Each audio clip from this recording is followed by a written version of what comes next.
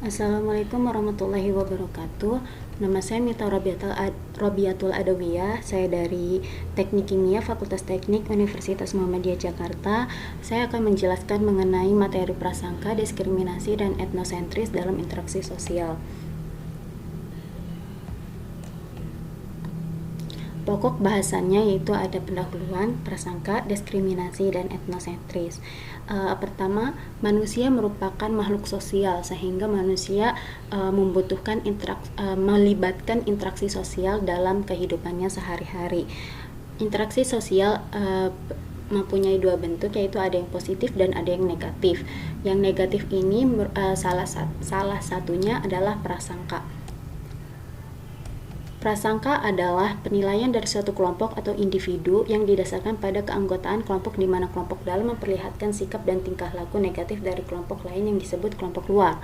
Prasangka dimaksudkan sebagai suatu sikap yang tidak simpatik terhadap kelompok luar yang ditunjukkan dalam jarak sosial, yang merupakan suatu posisi yang diberikan oleh para anggota kelompok yang berprasangka itu kepada kelompok lain dalam persoalan simpati.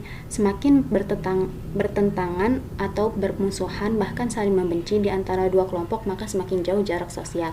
Apabila situasi ini berlangsung cukup lama, jarak sosial ini akan menjadi norma di dalam kelompok itu. Adapun macam-macam prasangka yaitu ada rasisme, seksisme, ageisme, dan heteroseksisme.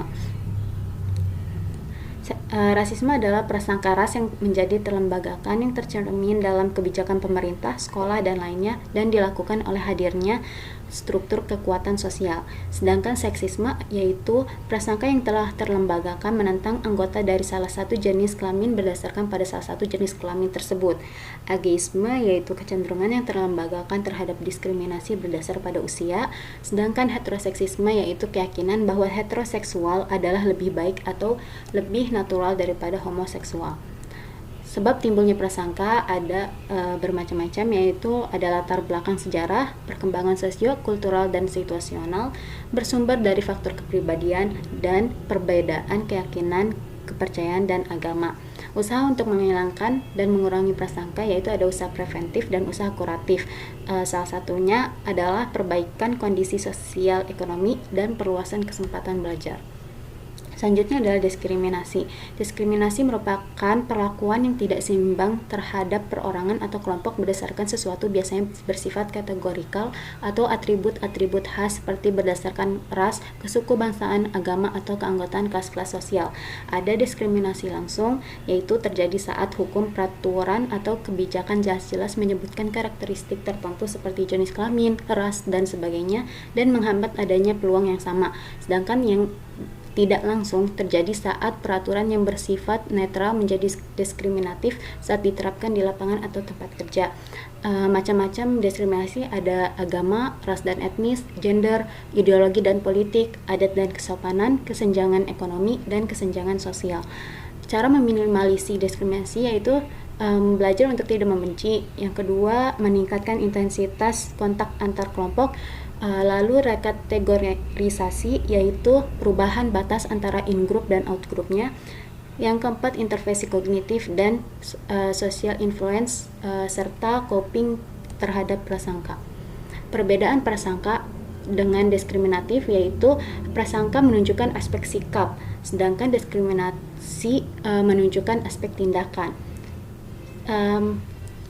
Seseorang yang mempunyai prasangka rasial biasanya bertindak diskriminasi terhadap ras yang diprasangkainya, akan tetapi seseorang bertindak diskriminatif tanpa berlatar belakang pada suatu prasangka.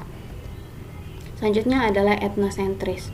Etnosentris di sini adalah suatu kecenderungan yang menganggap nilai-nilai dan norma-norma kebudayaannya sendiri sebagai sesuatu yang prima, terbaik, mutlak, dan dipergunakan sebagai tolak ukur untuk menilai dan membedakan dengan kebudayaan lainnya.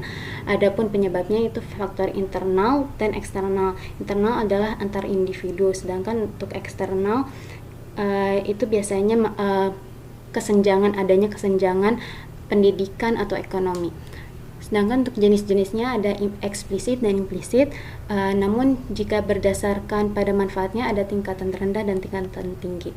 Dampaknya itu ada dampak positif dan dampak negatif. Dampak positif yaitu meningkatkan kesatuan, kesetiaan, dan moral kelompok.